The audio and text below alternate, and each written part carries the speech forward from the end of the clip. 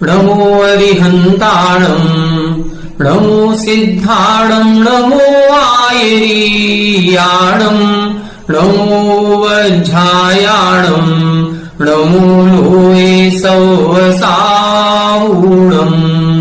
मोक्षमार्गस्य नेतारं भेत्तारं कर्मभूभृतां ज्ञातारं विश्वतत्त्वानां वंदे तत्गुणलब्धये। 1008 श्री मूलनायक आदिनाथ भगवान की जय। द्वासांग जिनवाणी माता की जय। आचार्य श्रेष्ठ आचार्य गुरुवर श्री 108 पूज्यपाद स्वामी महाराज की जय। आचार्य श्रेष्ठ आचार्य गुरुवर श्री 108 विद्यासागर जी महाराज की जय। जगत पूज्य निर्यापक श्रमण मुनि पुंगव श्री 108 सुधा सागर जी महाराज की जय। समस्त मुनि संघ की जय। आलोक मोदी स्वाध्याय सुधा यूट्यूब चैनल पर आप सभी दर्शकों का एक बार पुनः हार्दिक स्वागत, हार्दिक अभिनंदन। पूज्यपर आचार्य पूज्यपाद स्वामी जी द्वारा विरचित इस सरवार सिद्धि ग्रंथराज की स्वाध्याय श्रृंखला में 8वें अध्याय के अंतर्गत हम सभी बंध तत्व के बारे में विस्तार से समझ रहे हैं। बंध तत्व के अंतर्गत बंध की परिभाषा, बंध के प्रत्यय, बंध के भेद, इनको हम विस्तार पूर्वक समझने का प्रयास कर रहे हैं, जिसमें बंध के भेदों के अंतर्गत प्रकृति बंध पर अपनी विस्तार से चर्चा चल रही है। प्रकृति बंध के इन्होंने मूल रूप से 8 भेद किए थे: ज्ञानावरण, दर्शनावरण, वेदनी, मोहिनी, आयु, नाम, गोत्र और अंतराय। फिर इनके उत्तर प्रकृति भेद भी बताए गए थे। ज्ञानावरण के 5 भेद, दर्शनावरण के 9 भेद, वेदनी के 2, मोहिनी के 28, इस प्रकार से। अभी हमारी जो चर्चा चल रही है वो इसी प्रकृति बंध के जो उत्तर भेद बताए गए थे उन सभी की क्या परिभाषा, क्या स्वरूप या क्या लक्षण होता है उस पर चल रही है। हमने ज्ञानावरण, दर्शनावरण और वेदनीय, इन 3 कर्मों के जो उत्तर भेद होते हैं उनके स्वरूप को समझ लिया है। पिछली कक्षा में हमने मोहिनी कर्म के उत्तर भेदों को समझना प्रारंभ किया था, जिसमें इन्होंने मोहिनी कर्म के पहले 2 भेद किए: दर्शन मोहिनी और चारित्र मोहिनी। दर्शन मोहिनी के 3 भेद बताए, जिसमें मिथ्यात्व, सम्यक मिथ्यात्व और सम्यक प्रकृति। फिर चारित्र मोहिनी के 2 भेद किए गए थे: अकषाय वेदनी और कषाय वेदनी। पुनः अकषाय वेदनी के 9 भेद किए और कषाय वेदनी के 16 भेद किए थे। अकषाय वेदनी के 9 भेद हास्य, रति, अरति, शोक, भय, जुगुप्सा, स्त्रीवेद, पुंवेद और नपुंसक वेद। और कषाय वेदनी के जो 16 भेद हैं वो अनंतानुबंधी, अप्रत्याख्यान, प्रत्याख्यान और संजुलन, इनके भेद से जो क्रोध, मान, माया, लोभ रूप परिणाम होते हैं उनको हम कषाय वेदनी कहते हैं। पूर्व कक्षा में हमने दर्शन मोहिनी के जो 3 भेद हैं, मिथ्यात्व, सम्यक मिथ्यात्व और सम्यक प्रकृति, इन तीनों का स्वरूप समझा था। मिथ्यात्व के उदय से ऐसा परिणाम बनता है जो केवली भगवान के द्वारा कथित जो उपदेश है, उनके द्वारा जो प्रणीत आगम है, उन पर जो श्रद्धा नहीं होने देता, जो हित और अहित की विवेक बुद्धि उत्पन्न नहीं करने देता, ऐसा मिथ्यात्व कर्म कहलाता है। जब जीव सम्यक दर्शन प्राप्त करता है तब इस सम्यक दर्शन प्राप्ति के प्रथम समय इस मिथ्यात्व के 3 टुकड़े हो जाते हैं, जो कि सम्यक मिथ्यात्व और सम्यक प्रकृति रूप बन जाते हैं। बंध तो एक मिथ्यात्व का ही होता है, लेकिन सत्ता फिर तीनों की पाई जाती है, उदय भी तीनों का होता है। तो जो सम्यक प्रकृति है, सम्यक प्रकृति में इस मिथ्यात्व का जो अनुभाग था, उसकी जो शक्ति थी वो शक्ति अत्यंत कम हो जाती है और वह जो सच्चे देवसाज गुरु पर अश्रद्धान भाव करवा रहा था वह अब श्रद्धान करवाने लगता है। लेकिन मिथ्यात्व का अंश होने के कारण से वह सच्चे देवसाज गुरु पर श्रद्धान तो करता है, लेकिन उस श्रद्धान में भी कहीं ना कहीं दोष लगते रहते हैं। ये सम्यक प्रकृति के उदय के कारण होता है।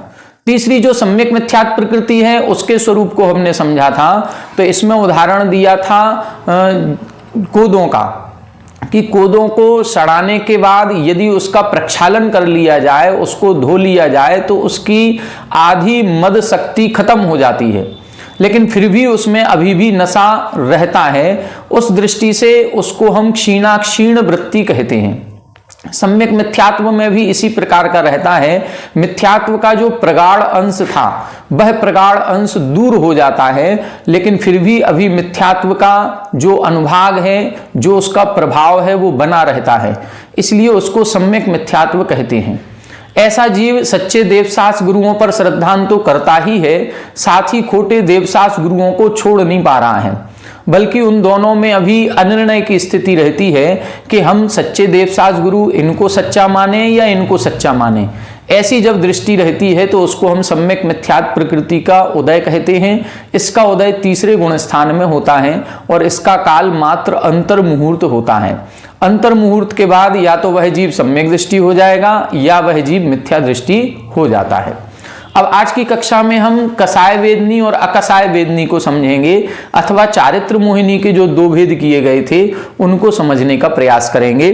आइए देखें पेज नंबर 301 पर उत्थानिका 750, सूत्र नंबर अपना 9 चल रहा है। चारित्र मोहिनीयम द्विधा, चारित्र मोहिनी कर्म के दो भेद किए गए थे, अकसाय कसाय भेदात, अकसाय के भेद से और कसाय के भेद से। अकसाय वेदनी या कसाय वेदनी के भेद से दो भेद हैं। ईसत अर्थे नए प्रयोगात ईसत कसायो अकसाय इति, यहां पर दो भेद किए, कसाय और अकसाय। तो हम लोग जब कभी विपरीतार्थक शब्द बनाते हैं, जैसे उपस्थित अनुपस्थित, उन्नति अवनति, तो कहीं ना कहीं आ शब्द जोड़ देते हैं या अन शब्द का प्रयोग करते हैं, जिससे वह अपोजिट वर्ड बन जाता है।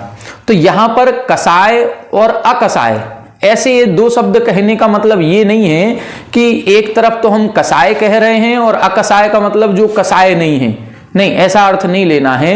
बल्कि अकसाय में जो आ शब्द है वह किस कारण से लगाया, ईसत अर्थे नए प्रयोगा, नए समास होता है तो वो ईसत अर्थ में लिया गया है।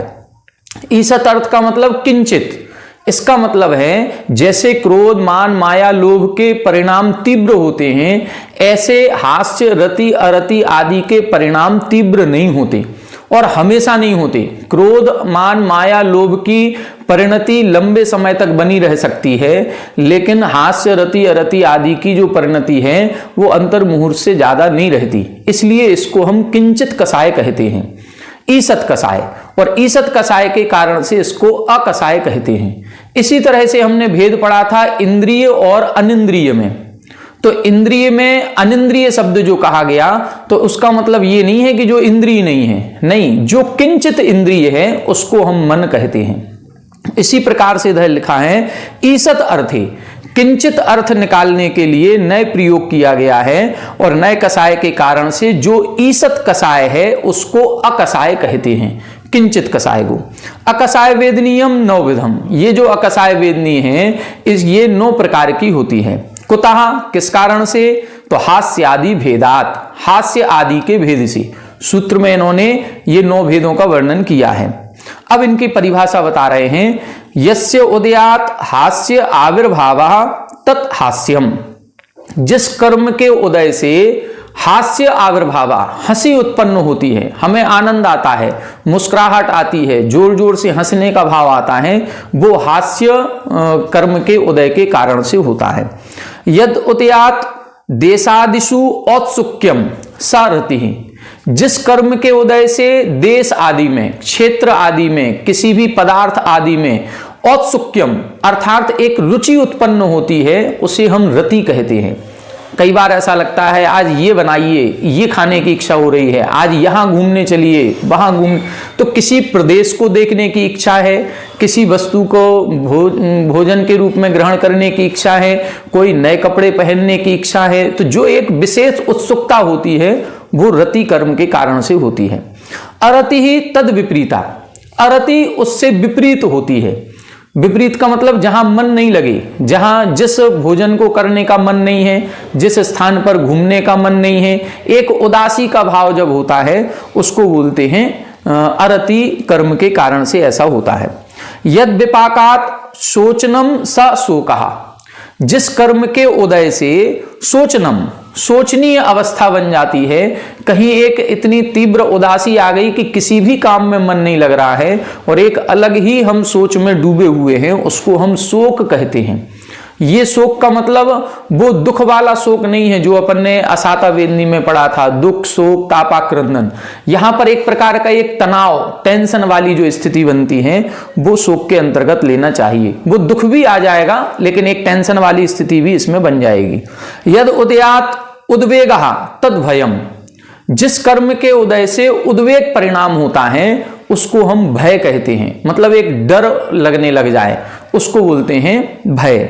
यद उदयात आत्मदोष संवरणम पर दोष आविष्करणम सा जुगुप्सा। जुगुप्सा का अपन सामान्य अर्थ करते हैं एक प्रकार से घृणा भाव।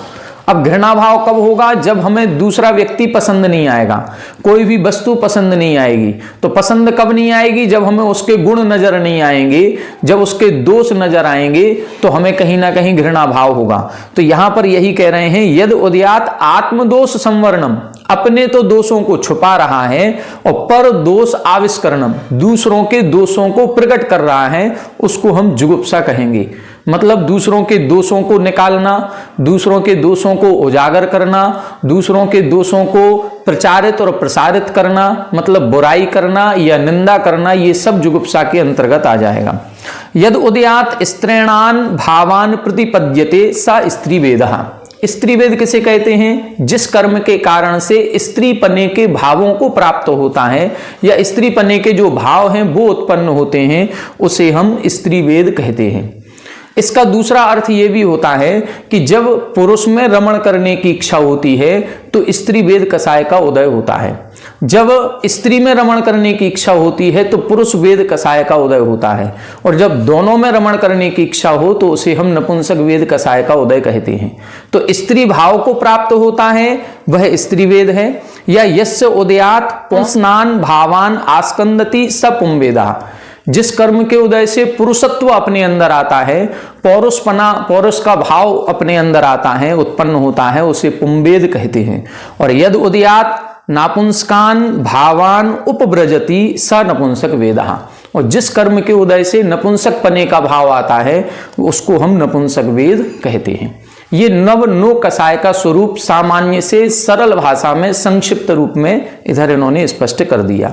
751 में अब कसाय वेदनी की बात कर रहे हैं। अकसाय वेदनी के 9 भेद थे, अब कसाय वेदनी बता रहे हैं। कसाय वेदनीयम षोडश विधम। कसाय वेदनी के कितने भेद बताए थे? 16 भेद बताए थे। कुतः, कैसे बताए थे? अनंतानुबंध्यादि विकल्पात, अनंतानुबंधी आदि के भेद से 16 भेद किए थे। वहां पर अनंतानुबंधी, अप्रत्याख्यान, प्रत्याख्यान और संज्वलन। फिर इसके बाद लिखा था क्रोध, मान, माया, लोभ। एक शब्द बीच में लिखा था चैकसहा, च एक सहा। एक सहा का मतलब होता है ये प्रत्येक में लगाना है। ऐसा एक सहा शब्द अपन ने पहले भी पढ़ा है। अपन ने आश्रव के 108 भेद पढ़े थे, सांप्रायिक आश्रव के, वहां पर भी ये आया था समरंभ समारंभ आरंभ योग कृत कार्यतानुमत कसाय विशेष त्रिस चतुश्चैक सहा। एक सहा, एक सह का मतलब आपस में इनको गुणा करना है। इसी तरह से यहां पर भी करना है। तद यथा कसाया क्रोध, मान, माया, लोभाः। कसाय कौन कौन सी हैं? क्रोध, मान, माया और लोभ के परिणाम को कसाय कहते हैं। तेसाम चतस्रो अवस्थाः, इन्हीं कसाय के परिणामों की 4 अवस्थाएं होती हैं। क्रोध कसाय की, मान की, माया की, लोभ की, इनकी 4 अवस्थाएं हैं। वो अवस्था बता रहे हैं। अनंतानुबंधिनो अप्रत्याख्यानावरणाः, प्रत्याख्यानावरणाः, संज्वलनाश्च इति। ये 4 अवस्थाएं हैं, अनंतानुबंधी, अप्रत्याख्यानवर्ण, प्रत्याख्यानवर्ण और संज्वलन। अब एक एक की परिभाषा बता रहे हैं। अनंतानुबंधी किसे कहते हैं? अप्रत्याख्यान किसे कहेंगे? प्रत्याख्यान किसे कहेंगे? तो अनंत संसार कारणत्वात् मिथ्या दर्शनम अनंतम, जो अनंत संसार का कारण है उस मिथ्यात्व को अनंत कहा जाता है। मिथ्यात्व अनंत रूप होता है, क्योंकि मिथ्यात्व के कारण से ही हमारा संसार अनादि और अनंत तक बना रहता है। यदि ये मिथ्यात्व नष्ट हो गया, एक बार सम्यक दर्शन प्राप्त हो गया, तो यह अनंत संसार छिद करके अर्धपुद्गल परावर्तन काल मात्र रह जाता है। तो फिर वो अनंत नहीं रहता है, फिर वो सीमित हो गया। लेकिन जब तक मिथ्यात्व है तब तक हमारा संसार अनंत है।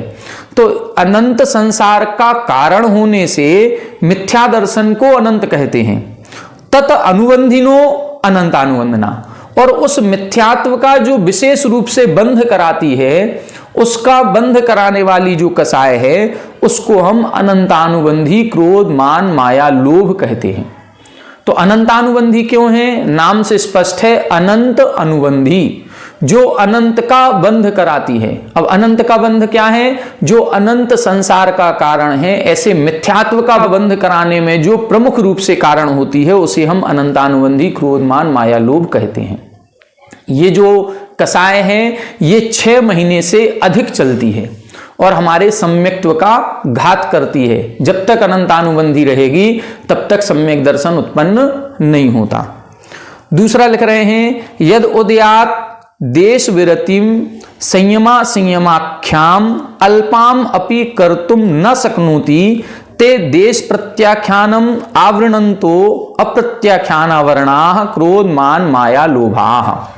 क्या बता रहे हैं? जिस कर्म के उदय से देश विरतिम, मतलब जो अणुव्रत होता है या देश व्रत होता है, उस देश व्रत को, अथवा संयमा संयमाख्याम, जिसको हम संयमा संयम भी कहते हैं, उस संयमा संयम को अल्पाम अपि कर्तुम, रंच मात्र भी लेने में या धारण करने में न शक्नोति, जो समर्थ नहीं होता है।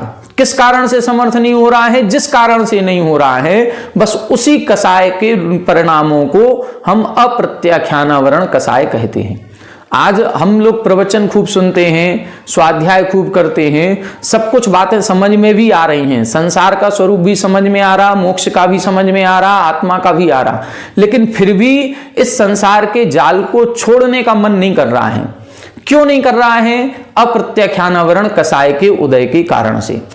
तो जब तक अप्रत्याख्यानावरण कसाय का उदय रहेगा, हम संयमा संयम या पंचम गुण स्थान को रंच मात्र भी प्राप्त नहीं कर पाएंगे। ऐसे देश प्रत्याख्यानम आवरणंतो, प्रत्याख्यान का मतलब होता है त्याग, तो देश प्रत्याख्यान मतलब अंश रूप में त्याग। किसका अंश रूप में त्याग? 5 पापों का। 5 पापों के अंश रूप के त्याग पर जो आवरण करता है, आवरणंतो, उसको हम बोलते हैं अप्रत्याख्यानावरण कसाय। अप्रत्याख्यान कसाय नहीं है, अप्रत्याख्यानावरण कसाय, मतलब जो प्रत्याख्यान का मतलब है त्याग, और जो उस त्याग को नहीं होने दे। आ शब्द लगाया, आ शब्द क्या है? वो ही किंचित अर्थ में, जो अंश रूप में भी त्याग नहीं होने दे, उसको हम अप्रत्याख्यानावरण कसाय कहते हैं। ये कसाय का उदय कितना होता है? ये कसाय का उदय 15 दिन से ज्यादा और 6 महीने से कम होता है। मतलब यदि हमारी कोई कसाय 15 दिन से ज्यादा चल रही है, तो समझ लो अभी हम संयमी नहीं हैं, हमारे संयमा संयम नहीं है, हम अभी देश वृत्ति भी नहीं है। यदि 6 महीने से ज्यादा है तो सम्यक दृष्टि नहीं है, 6 महीने से कम है लेकिन 15 दिन से ज्यादा है तो अभी हम वृत्ति नहीं है, पंचम गुण स्थान वाले नहीं हैं। कई लोग व्रतों का पालन कर रहे होंगे, 2 प्रतिमाओं के, 5 प्रतिमाओं के, 10 प्रतिमाओं के, किसी ने व्रत भी ले लिए होंगे, उन व्रतों का आचरण भी निर्दोष रीति से कर रहे होंगे, लेकिन फिर भी यदि कसाय भाव 15 दिन से ज्यादा चल रहा है तो अभी पंचम गुण स्थान नहीं है। ये हमें विशेष समझना है। हमने 7वें अध्याय में भी इस पर विशेष गौर किया था कि हम केवल व्रतों के आचरण के पालन करने में ही अपना महत्व को ना समझें कि हमें आचरण का ही केवल पालन करना है या उसको महत्वपूर्ण ही ना समझें। हमें कसायों के भी कम करने को, कसायों पर नियंत्रण करने को भी ज्यादा महत्व देना है। यदि कसायों को हम कम नहीं कर रहे हैं तो हमारा पंचम गुण स्थान नहीं बनेगा। और जो असंख्यात गुण श्रेणी निर्जरा आदि होती हैं, ये गुणस्थान क्रम से होती हैं। जिसके पंचम गुण स्थान बनता है उसके होती हैं, केवल व्रत लेने मात्र से नहीं है। व्रत यदि हमने कोई लिया है तो जो हम अशुभ क्रियाओं से दूर हुए हैं, बस उस आश्रव से हम बच जाएंगे, उस अशुभ आश्रव से बचेंगे, और जो हम शुभ प्रवृत्ति करने लगे हैं उस शुभ कर्मों का उससे आश्रव होगा। बस इतना अंतर आएगा। लेकिन अभी निर्जरा नहीं हो रही है। निर्जरा कब होगी? जब हमारे कसायों में अंतर आएगा, जब हमारी कसाएं मंद होंगी। और कसायों को 15 दिन से ज्यादा नहीं करना है। यदि हम गृहस्थ हैं और अणुव्रतों को ग्रहण किए हैं, प्रतिमाओं को ग्रहण किए हैं, तो अब ये ध्यान रखना है कि कोई भी कसाय 15 दिन से ज्यादा ना हो। आगे देखें, यद उदयात विरतिम कृष्णाम संयमाख्याम न शक्नोति, जिस कर्म के उदय से विरतिम 5 पापों की जो विरति है, मतलब 5 पापों का जो त्याग है, वो कृष्णाम संपूर्ण रूप से त्याग करने को भी, या जिसको हम संयम आख्याम कहते हैं, जिसको हम संयम कहते हैं, सकल संयम कहते हैं, उसको करने में न शक्नोति, समर्थ नहीं होता है, ते कृष्णम प्रत्याख्यानम आवरणवंता, ऐसे संपूर्ण त्याग पर जो आवरण करता है, उस संपूर्ण त्याग पर जो आवरण कर रहा है, उसको हम प्रत्याख्यानावरणाः क्रोध मान माया लोभा, वो प्रत्याख्यानावरण क्रोध मान माया लोभ है। प्रत्याख्यान का मतलब त्याग, संपूर्ण रूप से त्याग, और अप्रत्याख्यान का मतलब है किंचित त्याग, अंश रूप में त्याग। अब इस त्याग पर जो आवरण कर रहा है वो अप्रत्याख्यानावरण कसाय या प्रत्याख्यानावरण कसाय। यदि हम रंच मात्र भी पापों का त्याग नहीं कर पा रहे हैं तो समझ लो अभी अप्रत्याख्यानावरण कसाय का उदय है।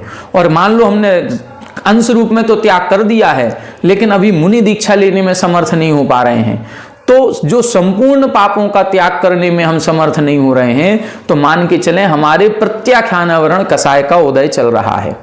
इसमें कसाय कितनी हो जानी चाहिए? इसमें कसाय मात्र अंतर मुहूर्त रहनी चाहिए। अभी जब हम देशवृत्ति थे तो हमारी कसाय 15 दिन चलनी चाहिए, 15 दिन से ज्यादा नहीं। लेकिन यदि हम महाव्रती हो जाते हैं तो फिर हमारी कसाय मात्र अंतर मुहूर्त चलनी चाहिए, इससे ज्यादा नहीं। आगे लिख रहे हैं सम एकी भावे वर्तते। अब संज्वलन की परिभाषा बता रहे हैं। संज्वलन में 2 शब्द हैं, संज्वलन, तो सन नहीं है वो सम है। और सम का अर्थ क्या होता है? सम एक ही भावे वर्तते। सम का मतलब है जो एक रूप में प्रकट होता है। संयमेन सह अवस्थानात एकी भूय ज्वलंती संयमो वा ज्वलति एषु सत्सु अपि संज्वलनाः क्रोधमान माया लोभाः। अभी जो कसाय थी अप्रत्याख्यानावरण कसाय और प्रत्याख्यानावरण कसाय, अप्रत्याख्यानावरण कसाय के कारण से हमें रंच मात्र थोड़ा भी संयम नहीं हो रहा था। प्रत्याख्यानावरण कसाय के कारण से थोड़ा तो संयम हो रहा था लेकिन पूर्ण संयम नहीं कर पा रहे थे। संज्वलन कसाय के कारण से ऐसा कुछ नहीं है। संज्वलन कसाय के उदय रहते हुए भी हमारा संयम बना रहता है। तो इधर इसीलिए लिख रहे हैं संयमेन सह अवस्थानात, संयम के साथ भी जो कसाय बनी रहती है या जिस कसाय के साथ संयम बना रहता है, दोनों लिखे हैं। संयमेन सह अवस्थानात, संयम के साथ जिसका अवस्थान है, अथवा संयमो वा ज्वलति एषु सत्सु अपि, जिस कसाय के उदय रहते हुए भी संयम बना रहे उसको हम संज्वलन कसाय कहते हैं। मतलब संज्वलन कसाय चारित्र का घात नहीं करती है। हम संज्वलन कसाय का उदय बना रहे तो भी महाव्रतों को ग्रहण कर सकते हैं। इसीलिए महाव्रती मुनि राजों के संज्वलन कसाय बनी रहती है, वो कसाय रहित नहीं है।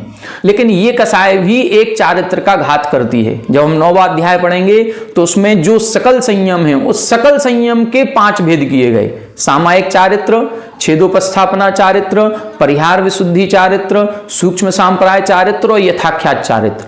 तो संज्वलन कसाय के साथ सामायिक चारित्र बना रह सकता है, छेदोपस्थापना भी रह सकता है, परिहार विशुद्धि भी रह सकता है, सूक्ष्म सांप्राय भी रह सकता है, लेकिन यथाख्यात नहीं रह सकता। या तो यथाख्यात चारित्र रहेगा या संज्वलन कसाय रहेगी। तो जब तक संज्वलन कसाय है यथाख्यात चारित्र नहीं होगा, और यदि यथाख्यात चारित्र होगा तो कसाय रहित परिणाम होने चाहिए। तो संज्वलन कसाय किसका घात करती है? संज्वलन कसाय हमारे यथाख्यात चारित्र का घात करती है। अब देखें, अनंतानुबंधी सम्यक दर्शन नहीं प्रकट होने देती, अप्रत्याख्यानावरण एक देश चारित्र प्रकट नहीं होने देती, प्रत्याख्यानावरण कसाय सकल चारित्र का घात करती है, और ये जो संज्वलन कसाय है ये यथाख्यात चारित्र का घात करती है। तो कसाय किसी भी रूप में हो कहीं ना कहीं हमारे आत्मा के गुणों का घात कर रही है, इसलिए इन कसायों को नियंत्रित करना अत्यंत आवश्यक है। अब जैसे जैसे हमारी परिणति बने वैसे वैसे हमें इन कसायों पर नियंत्रण करना है। पहले अनंतानुबंधी को हटाएं, फिर अप्रत्याख्यान, फिर प्रत्याख्यान और फिर संज्वलन को हटाने का प्रयास करें। ते एते समुदिताः संताः षोडश कसाया भवन्ति। ते एते समुदिताः, ये सभी मिल करके षोडश कषाया भवंती, 16 कषाय हो जाती हैं। अनंतानुबंधी, अप्रत्याख्यान, प्रत्याख्यान और संजुलन, ये सभी मिलकर के 16 कषाएं हो जाती हैं। अनंतानुबंधी का उदय दूसरे गुण स्थान तक होता है। अप्रत्याख्यानवर्ण कषाय का उदय चौथे गुण स्थान तक होता है। प्रत्याख्यानवर्ण कषाय का उदय पंचम गुण स्थान तक है। संजुलन, क्रोध, मान और माया, इन 3 कषायों का उदय 9वें गुण स्थान तक है। और संजुलन, लोभ का उदय 10वें गुण स्थान तक होता है। 10वें गुण स्थान के ऊपर फिर कोई भी कषाय उदय में नहीं रहती। जो नव 9 कषाय हैं, इनमें से जो हास्य, रति, अरति आदि ये जो 6 कषाय हैं, इनका उदय 8वें गुण स्थान तक रहता है। और 3 वेद कषायों का उदय 9वें गुण स्थान तक रहता है। उसके भी कुछ भाग तक रहता है, जिसको हम सवेद भाग कहते हैं। इस प्रकार से मोहिनी कर्म पर अपन ने विशेष चर्चा की। इस मोहिनी कर्म में 2 भेद मुख्य हैं, दर्शन मोहिनी, चारित्र मोहिनी। दर्शन मोहिनी सम्यक दर्शन नहीं होने देती है और चारित्र मोहिनी सम्यक चारित्र को उत्पन्न नहीं होने देती। चारित्र मोहिनी में जो अनंतानुबंधी है वो द्विस्वभावी है, वो सम्यक दर्शन का भी घात करती है और चारित्र भी नहीं होने देती, इसीलिए उसको द्विस्वभावी कहा गया है। सम्यक दर्शन यदि हमें प्राप्त करना है तो दर्शन मोहिनी का भी अभाव करना होगा और अनंतानुबंधी इन 7 प्रकृतियों का अभाव करना होगा। और उसके बाद चारित्र के लिए हमने बता ही दिया, एक देश चारित्र के लिए अप्रत्याख्यान को छोड़ें, सकल चारित्र के लिए प्रत्याख्यान को छोड़ें और यथाख्यात चारित्र के लिए संजुलन को भी मंद करना पड़ेगा, उसको भी नाश या अनुदय करना पड़ेगा। आगे देखें अब 752 नंबर, मोहिनीय अनंतर उद्देश्य भाज आयुषः उत्तर प्रकृति निर्ज्ञापनार्थम आह। अब मोहिनी कर्म के बाद कौन सा कर्म है? आयु कर्म, जिसका उद्देश्य या क्रम प्राप्त है। ऐसे आयु कर्म के उत्तर प्रकृति भेद बताने चाहिए। इसके लिए अगला सूत्र लिख रहे हैं, नारक तैर्यज्ञोन मानुष दैवानी। नारक तैर्यज्ञोन मानुष दैवानी, यहां बता रहे हैं नारक यानी नरक, तैर्यज्ञोन अर्थात त्रियंचियोनी, मानुष यानी मनुष्य और दैवानी अर्थात देव। ऐसे 4 प्रकार से आयु कर्म होता है। 753 देखें, नारकादिषु भव संबंधेन आयुषो व्यपदेशः क्रियते। नारकादिषु, नारक आदिषु अर्थात जो नरक गति है, त्रियंच गति है, मनुष्य गति है और देव गति है, इन चारों में भव संबंधेन उस पर्याय के संबंध से आयुषो व्यपदेशः क्रियते, आयु कर्म का व्यपदेश किया जाता है या आयु कर्म की परिभाषा बताई जाती है, उसका स्वरूप लक्षण बताया जाता है। तो जो गति में हम हैं, अभी हमें मनुष्य गति का, मनुष्य का शरीर मिला है, तो अब उस शरीर से हमारी आत्मा का संबंध कब तक रहेगा? ये जो मनुष्य का शरीर है, ये शरीर आयु कर्म से नहीं मिला, ये शरीर तो मिला है हमें नाम कर्म के कारण से, गति कर्म के कारण से, औदारिक शरीर नाम कर्म के उदय से। लेकिन इस शरीर से इस आत्मा का संबंध कब तक रहेगा, उसको हम आयु कर्म कहते हैं। इसीलिए लिखा, नरकेशु भवम नारकम आयु। जो नरकों में पाई जाती है या नारकी जीवों के जो होती है, उसको हम नरक आयु कहते हैं। ठीक है, मतलब नारकी का जो शरीर मिला है इस आत्मा को, उस नारकी के शरीर से इस आत्मा का संबंध कब तक रहेगा, उसको हम नरक आयु कहेंगे। कब तक रहेगी ये? 1 सागर, 2 सागर, 5 सागर, जितने समय तक इस शरीर से आत्मा का संबंध रहेगा तब तक आयु माननी चाहिए। त्रियज्ञोनिषु भवम त्रियज्ञोनम, मानुषेषु भवम मानुषम, देवेषु भवम दैवम इति। मतलब त्रियंचों में जो होती है वो त्रियंच आयु है, नरकों में जो होती है वो नरक आयु है, मनुष्यों में जो होती है वो मनुष्य आयु है और देवों में जो होती है वो देव आयु कहलाती है। नरकेशु तीव्र शीतोष्ण वेदनेषु यन्निमित्तम दीर्घ जीवनम तन्नारकम। यहां बता रहे हैं, नरकेशु तीव्र शीत उष्ण वेदनेषु, नरकों में क्या है? नरकों में केवल दुख ही दुख है। और वो दुख कितने प्रकार के होते हैं? वो शारीरिक भी होते हैं, मानसिक भी होते हैं और क्षेत्रगत दुख भी होते हैं। और कुछ होते हैं जो असुर कुमार जातिकृत देवकृत भी होते हैं। तो ऐसे कुछ वहां पर दुख प्राप्त होते हैं। और 5वां यदि देखें तो परस्परो दीरित दुखा, एक दूसरे को उत्पन्न कराने वाले दुख हैं। तो इस प्रकार के जो दुख हैं, उन दुखों में जो शीत संबंधी दुख है, या उष्ण गर्मी संबंधी दुख है, या भूमि स्पर्श के दुख हैं, या सेमर के वृक्ष के दुख हैं, या जो असुर कुमार बढ़ाते हैं तो तिल तिल के समान टुकड़े कर देते हैं, वैसा दुख है, या भूख का दुख है, या प्यास का दुख है, तो इत्यादि दुखों में यन्निमित्तम दीर्घ जीवनम, जिस कारण से दीर्घ जीवन होता है, जहां पर दुख ही दुख है, और ऐसे दुखों के बीच में जिस कारण से हमें बहुत लंबा समय तक रहना पड़ जाए, उसको हम बोलते हैं नारकम, उसको नरक आयु कहते हैं। एवं शेषेषु अपि, इसी प्रकार से शेष सभी आयुओं में लगा लेना चाहिए। यहां पर दुख की बात कही है, तो दुखों में जो उत्पन्न कराता है या लंबे समय तक दुखों में रोके रखता है, उसको हम नरक आयु कह दिए। और संसार का सर्वोत्कृष्ट सुख यदि कहीं है तो वो देवताओं के है, तो अब देवताओं में लगा लें कि वहां पर जो शारीरिक, मानसिक या क्षेत्रगत सुखों के बीच में जहां पर लंबा जीवन मिलता है वो देवायु हो गई। मनुष्यों में सुख भी है और दुख भी है। यदि भोग भूमि की अपेक्षा लगाएंगे तो सुख है, और कर्म भूमि की अपेक्षा लगाएंगे तो सुखी भी हैं और दुखी भी हैं। यहां पर दोनों प्रकार के कर्मों का उदय चलता रहता है, तो इस कारण से यहां पर ये आयु कर्म लगाना चाहिए। इन 4 प्रकार की आयु में से जो नरक आयु है, इस नरक आयु को अशुभ रूप कहा गया। अपन आगे चल करके देखेंगे पुण्य प्रकृतियां और पाप प्रकृतियां। तो इन 4 आयु में से नरक आयु अशुभ रूप है, पाप रूप है, बाकी 3 आयु को शुभ रूप या पुण्य रूप कहा गया है। नरक आयु को पाप रूप इसलिए कहा क्योंकि ना तो वहां कोई जीव जाना चाहता है, और जो वहां पहुंच गए हैं वो वहां रहना भी नहीं चाहते, वो प्रतिपल मरने की इच्छा करते हैं। बाकी अन्य आयुओं में ऐसा नहीं है। हम त्रियंच बनना नहीं चाहते, ये तो सही है, लेकिन त्रियंच यदि बन जाए तो फिर मरना भी नहीं चाहते। तो त्रियंच में जो जीव हैं उनको त्रियंच आयु से एक प्रकार का स्नेह है, वो एक त्रियंच आयु को छोड़ना नहीं चाहते, उससे एक राग भाव, आसक्ति भाव हो जाता है, इसलिए त्रियंच आयु को अशुभ नहीं कहा। गति अशुभ है, त्रियंच गति को अशुभ, क्योंकि हम त्रियंच में जाना नहीं चाहते, लेकिन त्रियंच आयु मिल जाए तो फिर हम वहां से मरना भी नहीं चाहते, इसलिए त्रियंच गति अशुभ है, त्रियंच आयु शुभ है। तो इस प्रकार से ये आयु कर्म के बारे में अपन ने समझा।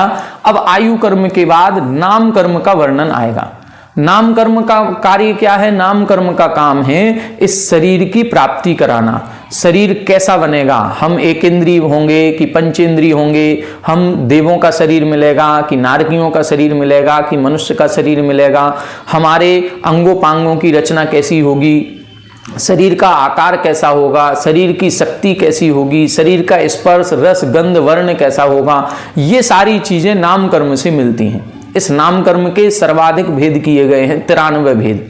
अब इन 93 भेदों को अपन कल की कक्षा में पढ़ेंगे। आज की कक्षा में इतना ही। आप सभी हमारे साथ बने रहें। सभी को जय जिनेंद्र।